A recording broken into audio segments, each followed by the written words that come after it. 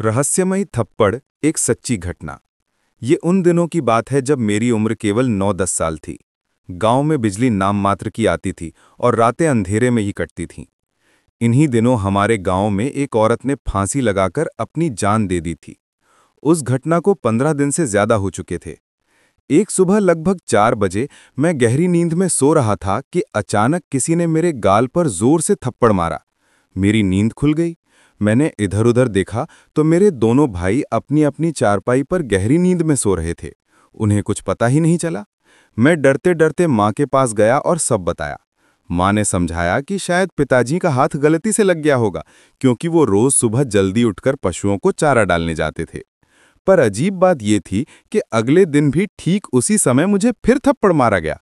मैंने फिर माँ को बताया, लेकिन इस बार उन्होंने कहा कि शायद मैंने कोई बुरा सपना देखा होगा। तीसरे दिन भी वही हुआ, ठीक उसी समय मेरे गाल पर थप्पड़ पड़ा। अब माँ भी हैरान हो गई कि आखिर ये सब मेरे साथ ही क्यों हो रहा है।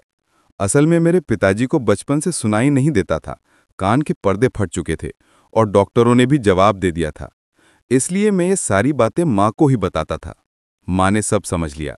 उन्होंने घर में गंगाजल का छिड़काव किया और लोभान गंधक की धूनी लगाई।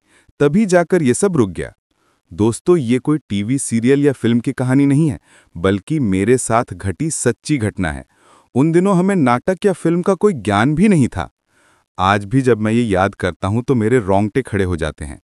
और ऐसी अजीब घटनाएं मेरे साथ आगे भी होती रहीं, जैसे लगातार रातों को बल्ब टूटने की आवाज सुनना, लेकिन जब देखो तो बल्ब ज्यों का त्यों जलता हुआ मिलता था। ये थी मेरी सच्ची घटना। आपको कैसी लगी? कमेंट में जरूर बताइएगा। राम राम जी।